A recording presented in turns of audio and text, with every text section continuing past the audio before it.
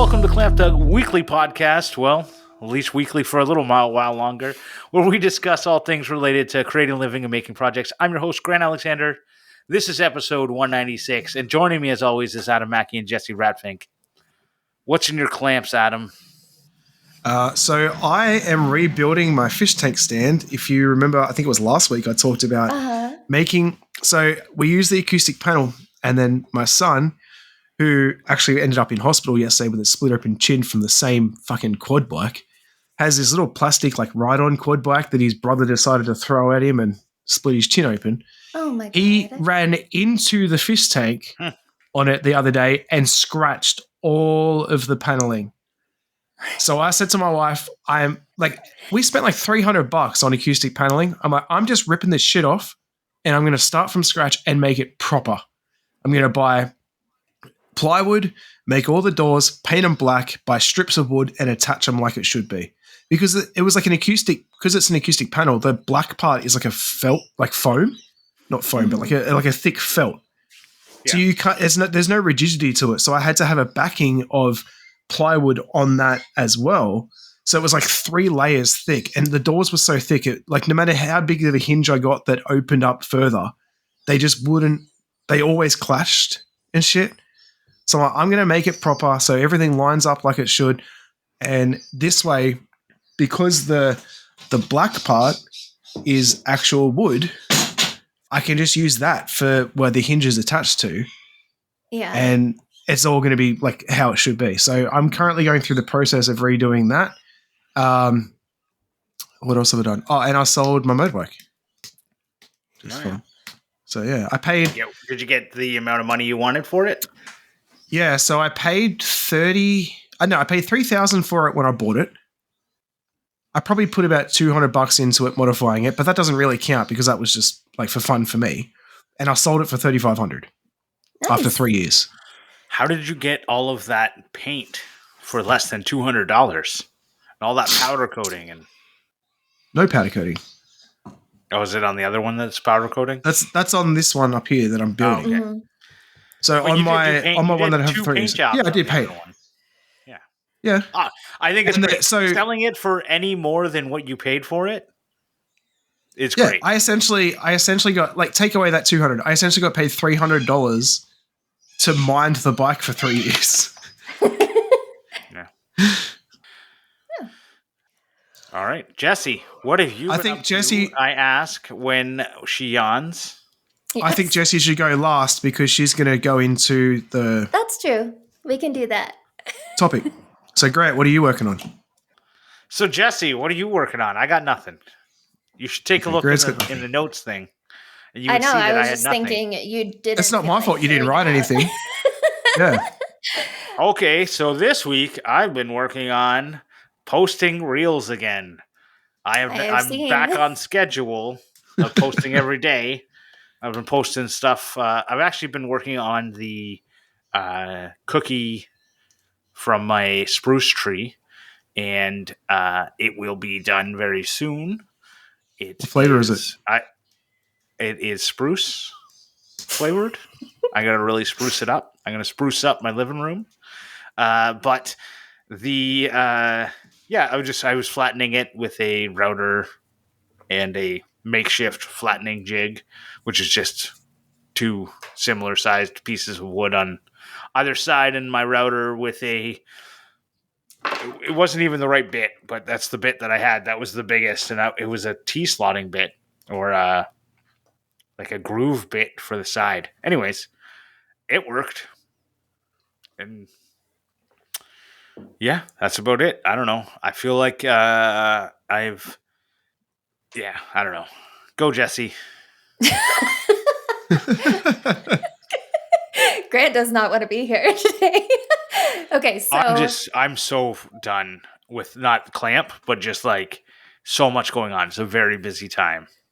Yeah, no, I can relate. I am just continually tired lately. So Tyler and I have been doing all of the house renovations.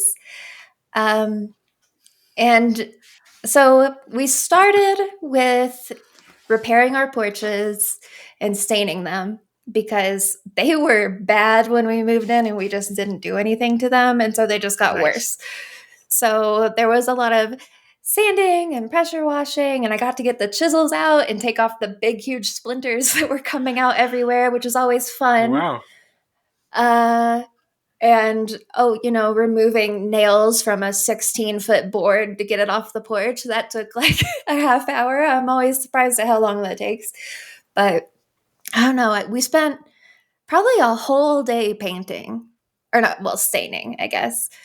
And they look so fucking good now. They look amazing. You would never know that they were like super beat down when we moved in. And then Tyler got it in his head that we should knock down the walls in the garage. So we have a 2-car garage that is gigantic now because he removed the weird walls that the previous owners put in. And it's just, why didn't we do any of this before?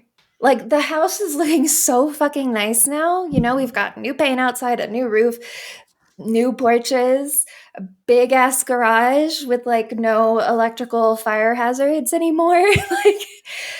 So yeah, it's just kind of frustrating that, we're putting in so much work, so much time and effort, and we're going to be leaving it. And it just makes me more sad because I see how nice it is now. So why did you leave it till now? That's the thing. That's what we got to discuss, because like for me, therapy, Jessy, says it's a self-worth thing because I have fucking none and I don't feel like I deserve anything good. And so like, that's a really simple answer, but I'm sure there are more reasons. Like, just daily life is so hard if you don't have something that you're building towards. And you make excuses for yourself of like, oh, it's going to take too long and stuff like that. And like, how long has it taken to do what you've been doing? We knocked so much out in a weekend. Exactly. That's the crazy thing. Yeah. So you make the project bigger than. Yeah. Part of the answer is that you don't want to make decisions. And when it comes to like staining a deck or whatever, and you're like, I don't know, like it seems like it's going to be a lot of work, and what if it's not worth it? And what if I don't like the color and then I'll have to redo it all? And when you're moving out, you'll pick colors that are not risky. Yeah, we did like a very dark red brown. Right. And you just go with like, well, what would help sell this house? Mm-hmm. Yeah. And it's going to look good, but it may not be exactly what you would have picked if you were going to live there. Mm. Yeah. I mean, that's a good point. Shit. Even like, I don't know if I told y'all this saga of picking paint colors for the exterior. We probably talked about that for 2 weeks. Like every night when Tyler got home, we were like talking about it. And up until probably the day before the painting started, we were still talking about it. Like, I mean, it turned out well. It looks really nice, but there might be something to that it's just like a very big decision that I'm nervous about. And yeah, if I'm leaving, I don't have to look at it all the time. And when you're leaving, you pick neutral things so that the next person will not be offended by whatever you pick. Like I painted my front door orange because I'm staying here. If I'm leaving, I'll buy a new door, right? Like I'm not going to leave it orange. I like orange. Most people don't like orange. I'm sure when I painted it, there was people on the street who went, I can't believe you painted it orange. And I'm like, go move it in an HOA. Like, get out of here. Because I know there's someone down the street painted their door like teal. And I was walking through the neighborhood and there's this old lady, she passed on now. She's like, oh, I can't believe they painted it teal. And I was like, then don't look at it. Like, you're worried about that? You should see the dickhead that painted his door orange. Right. She never went around the corner and saw my house. But anyways, I was just like, yeah, and your house is like brown on brown on brown. I don't know, whatever. Like I'm sure in 1970 that was risque. Yeah. But now it's nothing. I know we want to move away a bit from like this being just about the house, but I think also the self-worth thing is also something that you touched on that kind of makes sense, because when you think about it, you're like, I put in all this effort just for myself, whereas at the moment you're putting in all this effort to make more money. So there's a payout at the end of that you're thinking of. Yeah. Maybe not necessarily more money, but also try to make it easier to sell the house. Yeah. Yeah, it's definitely, more I would about say easy. more money is like 75% and 25% is just like, let's make it more appealing. Exactly, You know? exactly. Whereas before, if you were doing it before moving out, you were doing it for yourself. And I suppose in that sort of sense, you think, well, it doesn't really matter that much. I'm happy with what I've got for now, sort of thing.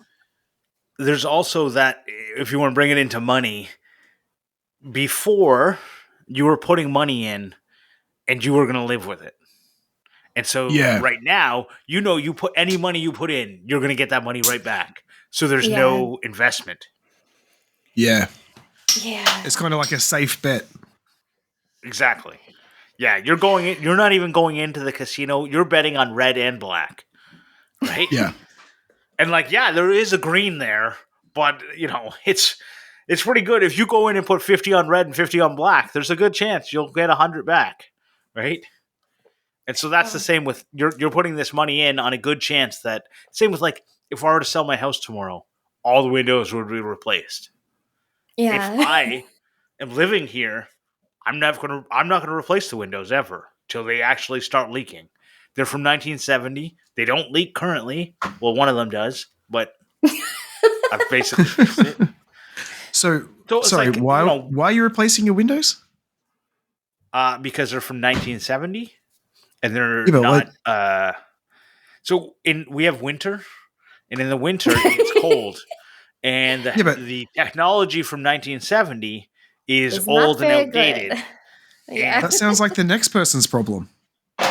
Oh well, why would I would replace them all, because if I replace them all and I spend $20,000 on it, I can get $20,000 back guaranteed. And if I don't replace them, people will say. The first thing they'll say is, "Oh, old windows, gonna have to replace those." And so that's something people actually look at. Yeah, and they'll say, gotta spend $30,000 replacing the windows, and they'll knock the price down 30. Right. I'm like, I already knocked the price down to account for the windows, you idiots. I knew they were old, but they'll use that as a bargaining chip. Yeah, exactly. Yeah, and that honestly is that's making a lot of our decisions for us at this point, because Tyler has a really good friend, Jessy, who is a real estate agent. And so they've been talking through everything. And so we know what buyers are looking for and what they're going to ask about. And so that is sort of helping us determine which projects are really important. Like, for example, we inherited a snowmobile and 2 boats with this property, and we've just left them there. But turns out that is something that new buyers get really upset about, and they're actually people suing each other over stuff like that. Wow. So we're trying to get rid of it. And it's just there's all this extra stuff that has come up now, I mean, that is want all this stuff to come with the property. Because you're leaving your junk, they see it as.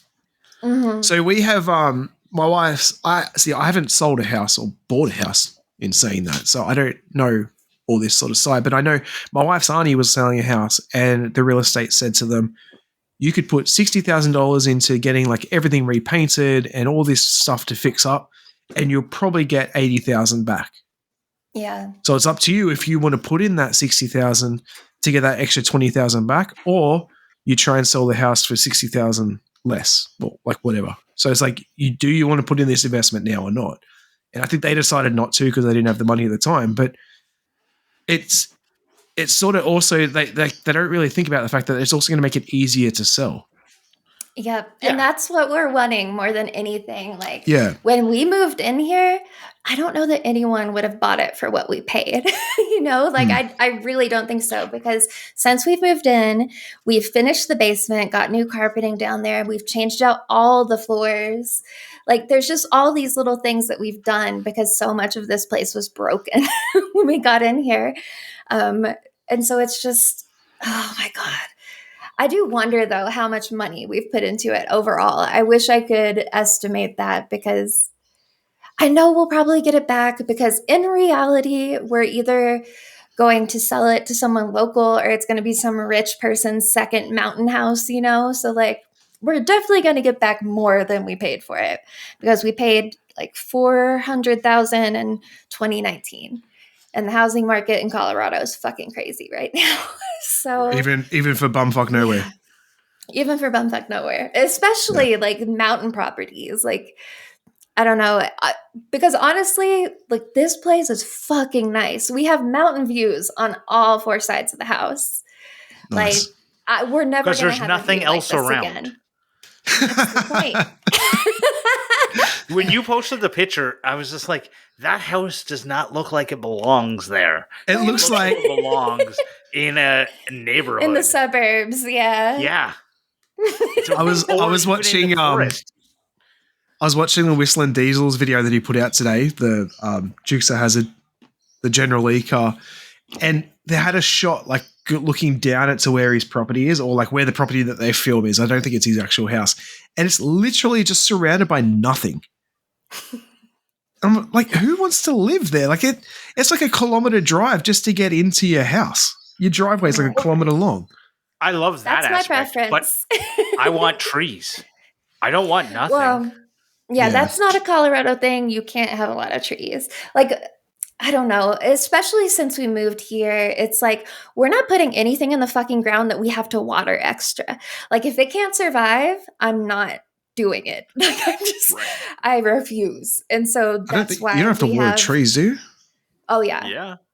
Yeah, because, well, they have such intense root systems. And if they aren't able to grow properly in the first few years, they're not going to make it. Like, you really have to baby them at first, you know? New trees, yeah, okay, that makes sense. Yeah. Even so really, some like, trees, you end up, because if you're trying to grow a tree outside of the area where it grows, yeah, then you kind of have I've never tried to grow a tree. Still. Right. Yeah, they take a lot more resources than people realize. So, like, yeah, I know our house looks really crazy just in the middle of nothing, but everything in the yard is native and drought tolerant. So I'm like, I don't have to do any maintenance. I'm not wasting water on shit that's not supposed to live here, so I just don't care. I remember a farmhouse came up for sale, and all around it was nothing, right? Because it had been farmland, so all the trees had been removed. And I liked the property, and it had this like quaint farmhouse feel to it with like a wraparound porch and all that shit that you think of a farmhouse. I was like, yeah, and it had like this giant outbuilding garage, and the price was good.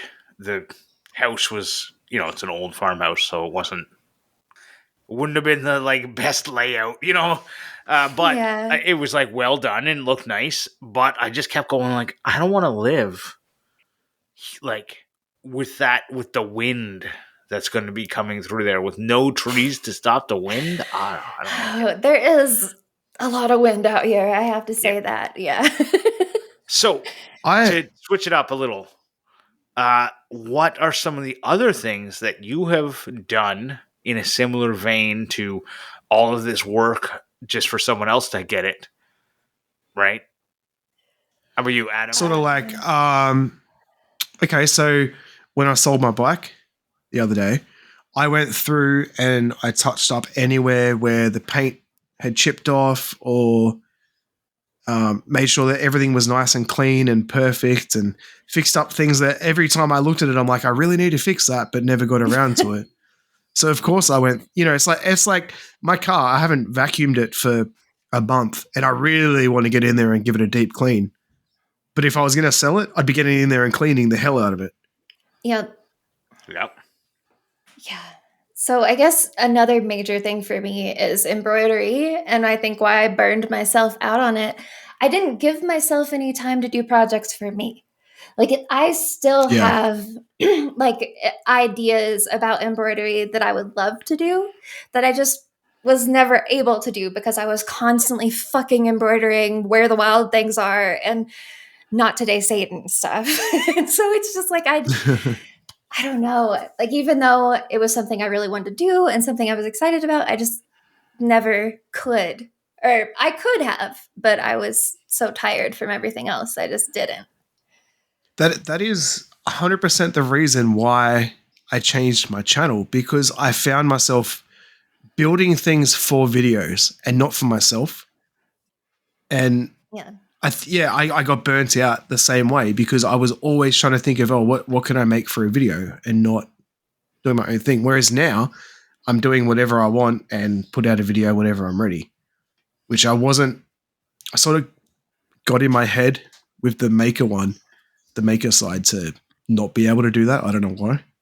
But I think now that I've got a project that I know is long-term and people that watch the videos will know it's long-term. I'm not trying to put out a project video every week. I'm putting out a year-long series sort of thing. Mm-hmm. Yeah, it's funny that you say that, because at one point you said that was something that helped you. I know. That was before I got burnt out.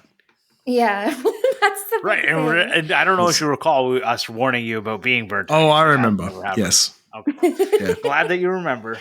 Just say, Grant, you were right, and I'll never bring it up again. You were right, my queen. Oh, thanks.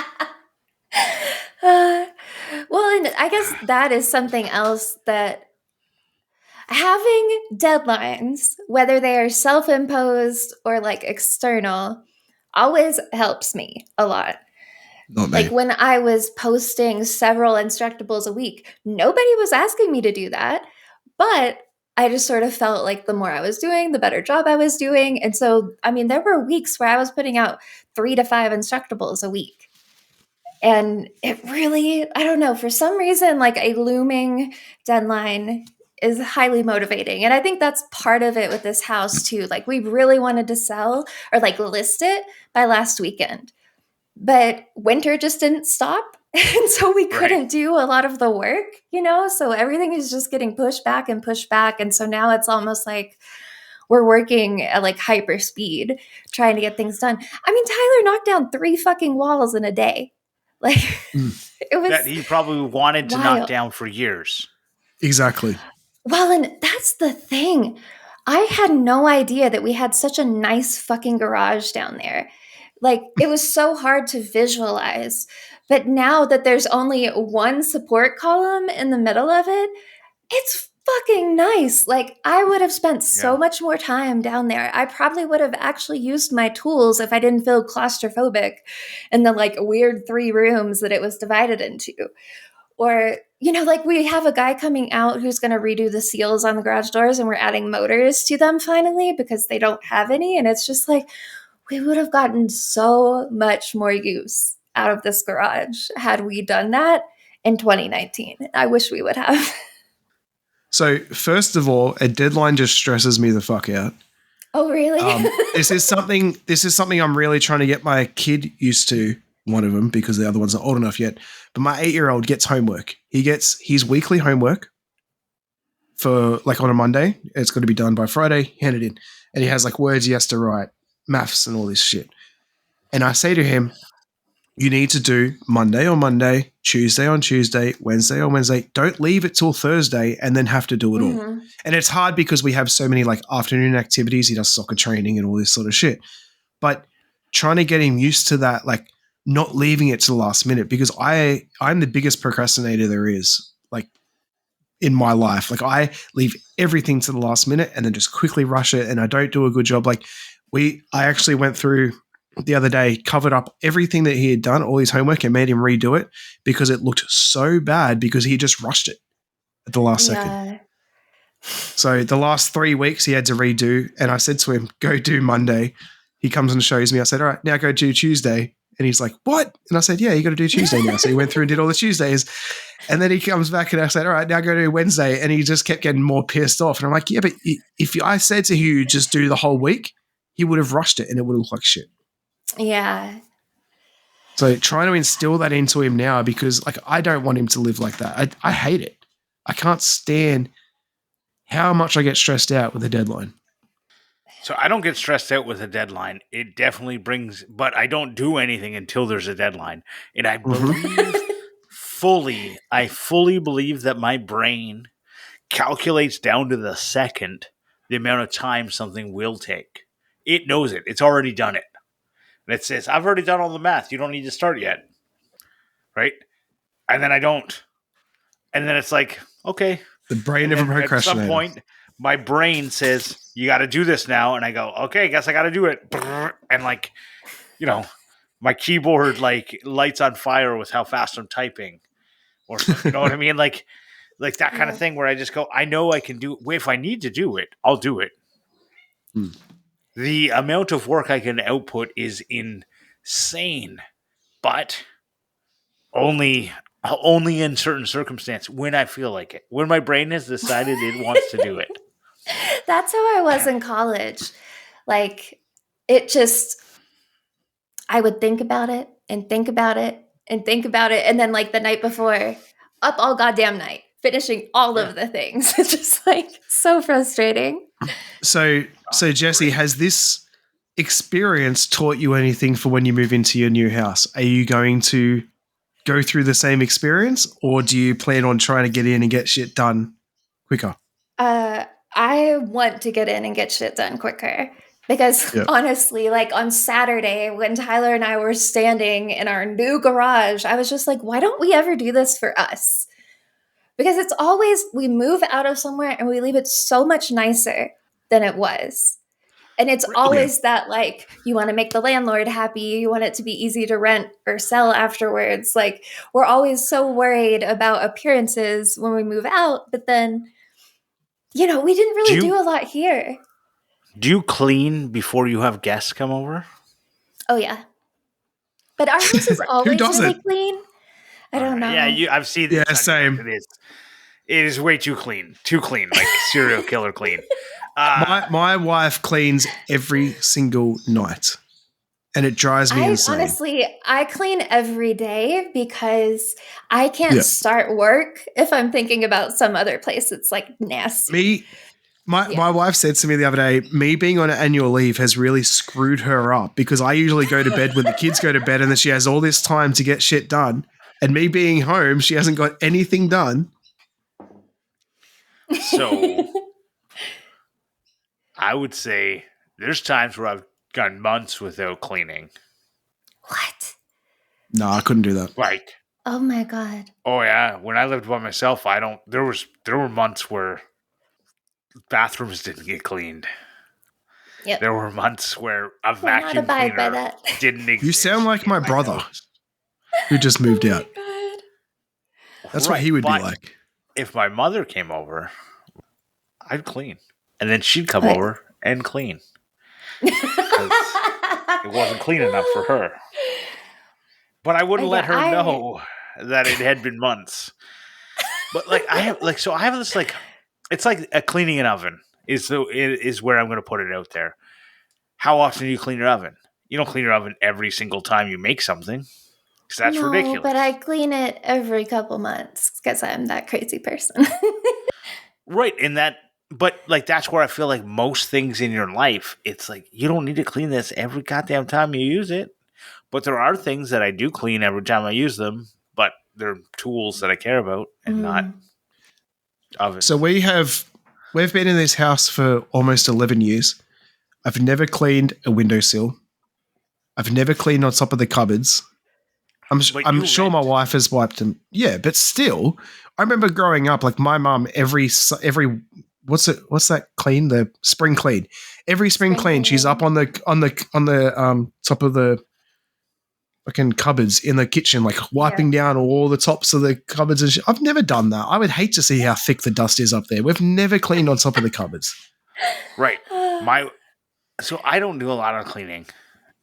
And it's not like a traditional, I'm not trying to be that thing. I'm at work and stuff, right? And also running all these other things that make money, trying to like keep our family afloat financially. So I don't have time for cleaning a lot. But every once in a while, that like ADHD, like, oop, gotta clean. I saw a little bit of dust on something. Oh, all of a sudden, every single kitchen, like, so we have like shaker style cabinets. So like, they have that little ledge that gathers dust. And it does. That's the way it's going to happen. And every once in a while, I'll be like, oh, that's a lot of dust. and I'll like touch it with my finger, and now there's like a little spot that isn't dusty.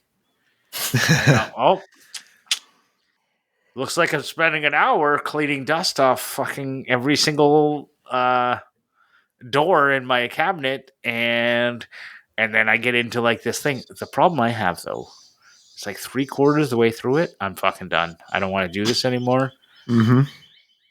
That makes my skin crawl. I can't leave stuff unfinished. I just can't. Like I can't finish stuff. Oh my god. I can't. I fucking hate finishing things. Finishing something means it's the only thing that gives me joy. God damn it. The only thing that gives me joy is the thing doing the thing. Finishing something says, well, it's not going to be. There's no joy anymore. That's weird.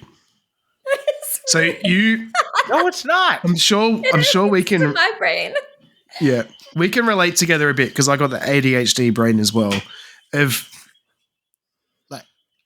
So my wife gets so annoyed because I won't do anything. I don't clean and shit, but then I'll notice something and my brain just has to get it done and get it clean. Yeah. And it's like, what are you cleaning that for now? Like, we don't need to clean that right now. And I'm like, but my brain needs to clean it right now. Like, she's like, no, the floors need to be cleaned. Yeah, but the fan's dirty, so I need to clean the fan. Yeah. Yeah, but that's not important right now. And I'm like, but it is to me. Like, right. Like, oh, I noticed there's a little bit of stuff on the sink in the drain, and it's just like, oh, it's just a little bit now all of a sudden I've taken the whole drain apart and I'm fucking like in there with like a pipe cleaner. And I'm like, why? Like, you can't even see this. Like, why are you doing that? I'm like, I don't know. Why am I cleaning the inside of my sink pipe when there are many other things that need to be cleaned that are way more important?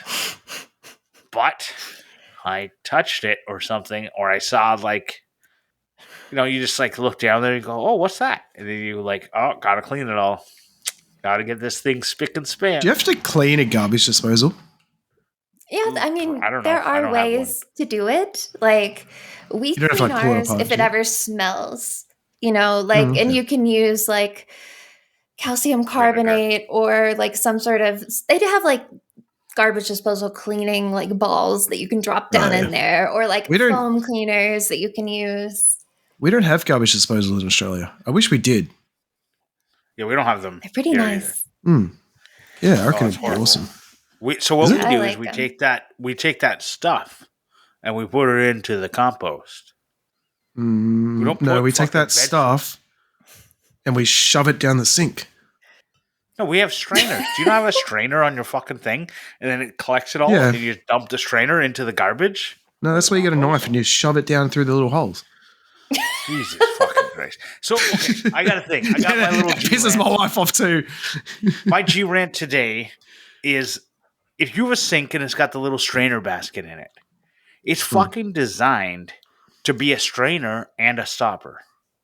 Yeah, we don't have a basket. It's the little basket in the sink.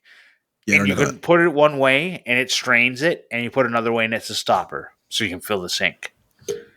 They fucking live in the sink. You do not need to take them out. Ever. They do not need to come out.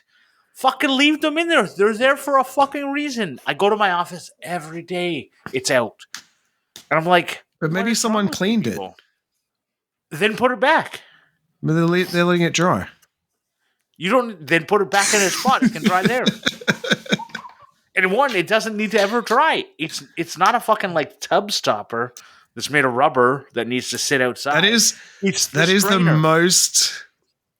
That is the most. What's the word? Not pointless, but like unnecessary G-rant I've ever heard you say.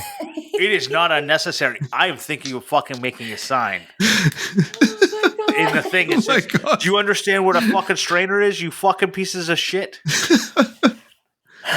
Out of all things to be mad about at your office, that's pretty... Yeah. I've watched people what's funny? To the sink and take it out. I go, you don't need to take it out. It's not a fucking... it can work both ways as a strainer or a stopper. You don't need to take it out. Turn on the tap. Is it fucking filling up with water? No. Then leave it there. What if it's something you want to wash down the sink? Like what? Ground coffee. It comes through. It's a strainer. It's good. The coffee grind goes through. Okay. Yeah. I don't know. If it's something big enough, You know, the whole point of it is that if it's big enough that it would fuck up your plumbing, it gets stuck in the strainer. can I just say that the one thing that I took from your G-rant is that how similar we are in the fact of you wouldn't make a sign that says, please put the strainer back. It's put the strainer back, you fucking idiot. Yeah, well, that's the problem. That's why I haven't made the sign. Because I can't think of any way. Yeah. The amount of times I have thought of putting a sign on the back of my car, it says, keep left unless overtaking, you dumb, stupid cunt. Right. Not just keep left unless overtaking. Like, I have to add that dumb, stupid cunt or something on the end. Like, and for everyone who doesn't live on an island, it's keep right. Yeah. We all live on an island. We talked about this. Oh, that's true. We did talk about this. Well, so everyone who lives... So islands are the only places left that didn't switch. Island? Sides of the road. So England... Island?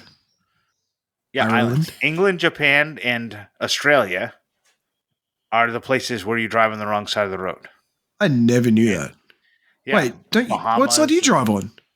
I thought Canada was the same as Australia. No. Oh. But you use kilometers. Yeah? I thought it was everywhere that uses kilometers drove on the left side. No, it's just islands. Okay. All I know is that you all drive on the wrong side. No, we drive on the right side. You drive on the left side. Which is the wrong side. On the right side. But we drive on the right side. Anyways, enough of that bullshit. Because you drive... No, hang on. No. I just want to ask. Nope. I refuse. I have a question about Canada. What side of the car do you sit on? Like, what side of the car is your steering wheel on? My steering wheel is on the correct side, the left. Which is the left.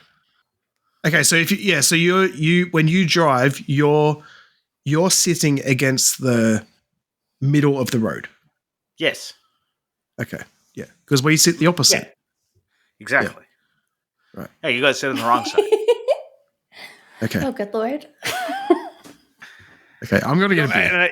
It's a really weird thing that it's only islands that are that way. But what happens is, I think, anywhere else, they'd made the switch because those cars are driving between borders. So all the countries had to be on board. And islands didn't have to.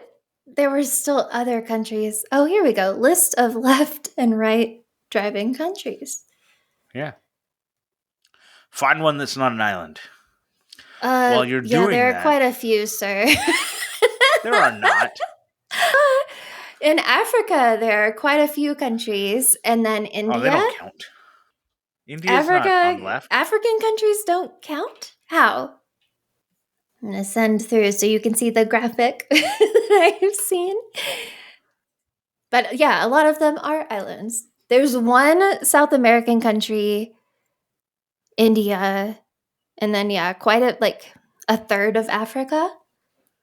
It's mainly islands. So what you need to look at is which ones started left hand and started right hand. You're going to get this particular so you can win. How did you bet me? Oh, I don't bet you shit, Grant, because you will twist whatever, so you're right. No, have you so met I'm not me? Doing it. Not bet me. Don't bet me. Have you met me? Because that's exactly... Oh, yes, I have met you, which is why I wouldn't bet you. Yeah. Yeah.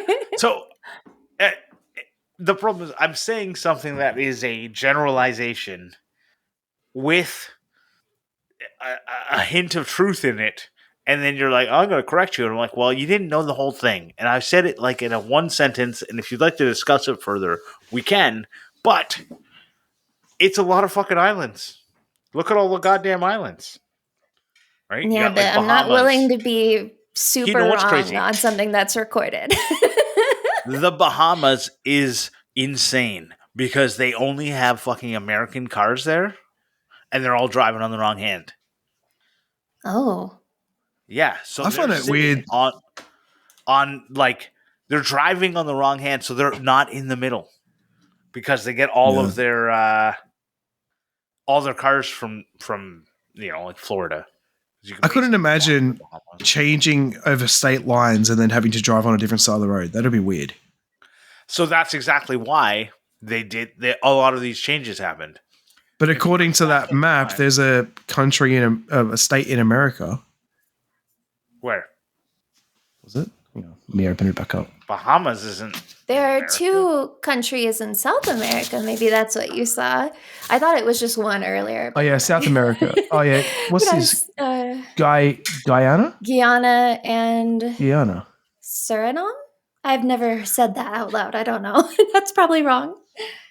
Yeah, I'm gonna put this as 2 countries I've never heard of before. But so if you drive from Venezuela into Guyana, then you have to switch sides of the road. Yeah, so they used to have like a crossover, like an overpass in Europe, and then they said this is stupid in the 40s, and they switched it, and they also sold new headlights to do it because I don't know if you knew, but headlights a direction to the side. Yeah, they have a direction to the side, so you don't try and blind the people that are oncoming traffic. So unless you're an arsehole with HIDs. Yeah, I was about to say the HIDs have kind of fucked all of us except the person that uses them. Oh God, I hate people with like super high trucks and the brightest lights. It's like my biggest pet peeve since we've moved up here. It makes me crazy. So you can find light bulbs that were sold with "do not install until," and it has the date of that whatever country, which is kind of funny to think. Yeah, that's something I would not have considered. That's crazy. Yeah. And this is why most places haven't switched, because it would be ridiculous to switch now. Yeah. But I don't know. It'd be weird to, like, I suppose it'd be normal because everyone would have done it, but to just go, oh, by the way, you now drive on the other side of the road, and everyone just has to get used to it. Right. So, like, in Sweden, they changed in 1967. It's crazy. Yeah. Right? Imagine the pandemonium that happened then. Yeah, I'm just thinking about what would happen if that was North America, like right now. I'm just thinking about the number of Americans who are like, I do what I want, and it would just be fucking awful. I think some people would just flat out refuse to change. Yeah. There are Americans who go to other countries and refuse. Yes, yeah. What? I'm sure there's other people too than Americans, but we hear about Americans because, things that happen. They're the worst. So, the people that we don't refuse, I don't know. Our F-Clamp level supporters, especially Scott from Dad Yourself DIY, David Wood from DW Wood Builds, Brad from I'm Gonna Make, and Chad from Chad's Custom Creations, them and everyone else, thank you for all your support over the years. Like I've said before, you're no longer getting charged, but we do appreciate all the support. I think there's one last. This is going to be the last draw that you're going to get entered into the Gnome Hammer monthly hammer draw. After that, it's over. We'd really appreciate if you could send voice clips talking about what your favorite episodes were, what your favorite moments were, what your favorite G-rant was, whatever. And yeah, send that over. We'd like to include that in episode 199, which is coming up. This is 196. Not many episodes left. Send some stuff over. I'm talking to you other podcasters who have microphones and shit and have been listening to this podcast for a long while. Austin, Dean, Christy, Tony, Keith, anyone else who has a podcast, Brian House, send us some nice voice clips. Brian, by the way, always sends me voice clips whenever I send him a message, so I know you know how to do it. So I want to hear, like, what was your favorite moment of Clamp? Anyways, now it's time for CLAMPmendations. I didn't know if we wanted to actually do anything. I can make a quick one. I have a quick shout out. So I bought recently some coffee from a company called Killer Coffee Co. They're based in Australia. So this is more for our Australian listeners. This coffee, I had my first cup this morning, is fucking amazing. I like my coffee as strong as possible and black. I had a double shot that I made this morning. It is so nice and no bitterness at all. And they specify is that, like good. when you buy it, it says no bitter. So they had a sale. I haven't, I've only got this nearby because it's here waiting to give to my mate. So I got the 200 grams of coffee and a coffee mug for like $15, which was awesome. So I got one for myself. That's good. But they had a sale. They just released cold brew cans of black coffee because all their other ones were like latte and milk ones of black coffee. And so they did a pre-order. They did a pre-order sale where you got 50% off. So I paid $20 for a 4-pack, which seems insane to me. Like the $40 for a 4-pack, $10 a can to me seems insane. Yeah. So I paid $20 for a 4-pack, and then you got a free 4-pack as well. So I got 8 for $20. So $2.50 a can. I bought 40 cans, which arrived. I haven't had one yet, but it's really nice. But anyone, I don't know if I'm assuming they ship worldwide. Most places do now. But yeah, Killer Coffee Co. Give them a look. So I can recommend, there's a newish Netflix show called Bodkin. I watched all of it in just a few days. Like Tyler and I normally watch stuff together, but we were just going too slow. And so I ended up watching a ton of it in like 2 nights. So it is blasphemy. I know. I kind of felt bad, but it's like I just need to know what's going to happen. So it's basically kind of murder mystery meets podcast host from America meets Ireland. It's pretty good. I don't know. The characters were really great, and there was enough sort of like cliffhangers and tension that I had to finish it. So if you want something that's like fairly short, it's 7 episodes that you can just, plow right through. I would recommend Bodkin. It was really funny. Have you seen Only Murders in the Building? Yes, though we haven't seen the latest season. We need to. No, I haven't either. Yeah. I do like that one. So what is it? Bodkin or Podkin? Bodkin. Yeah, Bodkin. Oh, yeah. Interesting. I'm going to recommend everyone check out this Instagram account. Probably has a TikTok too if you've seen it, or a Facebook account. But it's called Streetcraft, and this person goes in like redesigns ridiculous intersections. It's one of the things they do. They do other like urban planning and there's some fun things, but they basically the first one that I saw was that there was this like 5-way 5-way intersection that also happens to go over railroad tracks. Yeah. And it is, while looking at it, ridiculous. And I have driven, so when I was out going up to High Caliber Camp, I stopped at this like beer store, and I just remember trying to get out of it. It was like one of those like basically parallel roads where you have to try and like you're parallel and you're trying to like get onto the other side of traffic, and I totally cut someone off and I felt horrible about it. I looked, there was no one. There's no one coming the one way. I looked over, there's no one coming. I start going and there's a fucking person. I mean, fuck, because you can barely see because you're like, looking at something from like a 1 degree angle. Anyways, Yeah. I just fucking throttle and went. And yeah, this looks. don't mind. Oh, it's Tennessee. Okay, I was about to say this looks like What's- stuff where I grew up. Like, there's a bunch of stupid shit in like Illinois, Kentucky, Tennessee, Missouri. Like, this is pretty common. This sort of like clusterfuck of intersections. What's the Instagram handle again? Streetcraft. I put a link in the in our little chat thingy. Not our chat, but our Show notes. Show notes. I put it in the chat too, just for you, because apparently you're not in. It's okay because I'm looking on my phone. All that to say is, he's got a bunch of stuff that like talks about like what makes a good suburb or why. Like one of the big things I saw, like some of the stuff I don't agree with, but whatever. Obviously, I'm not going to agree with everyone because I'm Grant. But one of the things I saw is he went, if you're designing a suburb, you should think about little bits of stores and not have every house be a fucking 4-bedroom house.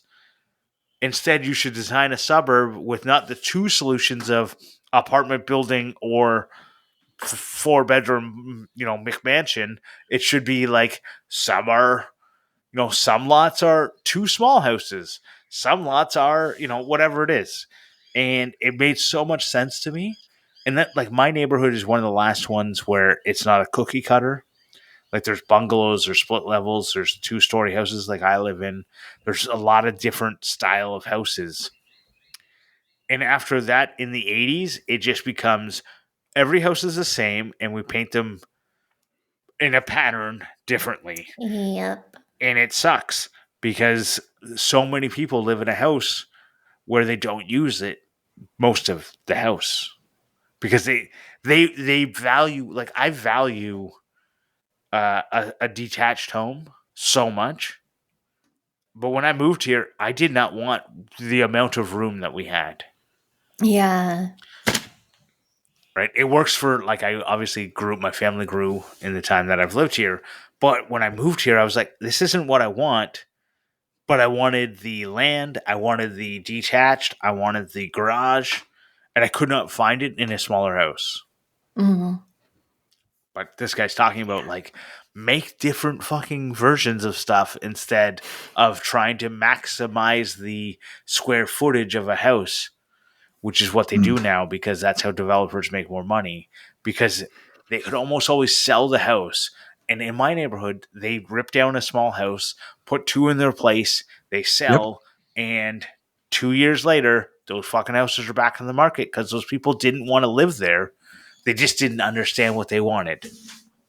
My neighbor's house burnt down, and with the insurance, she built a duplex, sold one, which paid off her mortgage, and lives in the other one. That's awesome. Yeah. But that's how it is now. Like you look everywhere. Any new housing development don't have yards. Yep. They literally, like my mate just built a house. He's got a meter between his house and the fence on both sides, and that's it. Like other than that, their whole boundary is the house. It's insane. Right. Hey, let's not get into that. Let's talk about Ask Us Anything. Ask us anything. So I don't know if any of us will have examples of this on the scale, but we'll see. So this week it's from Warren Matten, and I think Grant is trolling me by highlighting. So it says, do you know anyone that has gotten big commercial success from their project? Examples: tea cozies in every Walmart, dog toy designs sold to a big pet brand. Did evaporust start as someone's solution in their own basement? Or is any dream of this not but a fictional pipe dream? Did what? So what do you mean? Which part? I didn't hear what you said. Evaporust. Weird. Or did I hear it wrong? I don't know. I could have. You can read the text, Adam. I don't understand why you need to, like, ask questions about how she pronounced it. No, I didn't know if maybe I heard it wrong. Okay, don't worry. Done. Not worried. Just ignore me like everyone else. So my neighbor, when he made a product and he designed a product and got it on Amazon and was selling really good, and he happens to be Chinese and was able to hook up with a Chinese factory and was making it made in China, and then someone ripped off his design. But for a little while, he was selling a novel design, but it was, like, cheap, so it wasn't something that you'd want to spend the money patenting. But he had some pretty big commercial success until the clones started taking over his business. So. And then he got a family. Now he has 4 kids under 5. And so what was the product? It was some cooking silicone something. I don't know. He explained it to me. I was like, oh, that sounds cool. I don't need that. So I immediately forgot about it. Okay. It Quick might answer even for been me, no. silicone something for dogs. I don't know. Unless Jimmy DiResta counts, no. Have you I met don't. Jimmy DiResta? Yeah, he was on our Boo, you podcast. haven't. No, doesn't count. Uh, have you So, shook his hand? oh my lord. Now we're making up rules for how you No. He's not making up rules. He's rubbing it in my face that he's met him in person and I haven't. Yes. Uh, Yes. uh, That's my trying to be funny. I would say So I'm just going to ignore you too. his projects were in the Walmarts. That was pretty cool. But Yeah. yeah, it's really hard to think of someone's actual invention being there. Yeah, I But don't then think I do know understand- anyone. I'm sure there's been people that like design has made it big. Actually, I knew a guy who made something. He called it the siding saver, and he had it in Home Depot. I think that But the counts. problem was they like cut his margin so thin that it ran him out of his like. He just folded up the company. He was like, it's not worth it. Do you know anyone that's had a successful book publishing? Because that would count. Well, I know of someone of like, Jimmy DiResta. So, I mean, for me, I will say Nicole, one of my best friends on Instructable, she's Penelope Bulnick. But she was like the editor for all of the Instructables books that we put out. So I guess I could say her because she's had, I don't even know how many books her name is on. It's a lot. And, they were sold in all of the major bookstores. And I think you can still get them on Amazon these days. Devil's advocate, does it count if it's a work-related thing? well, of course.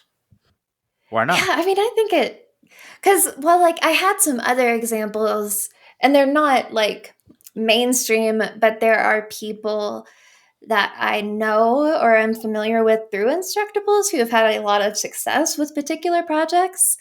Like, so Ed Lewis, he goes by Fungus Among Us on Instructables, and What a he name. started.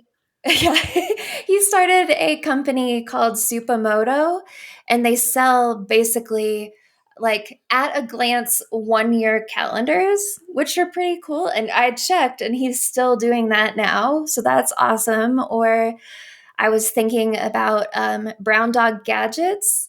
So this guy was like, I think a middle school teacher, and then started making little like electronics and circuits kits. And the company just keeps growing.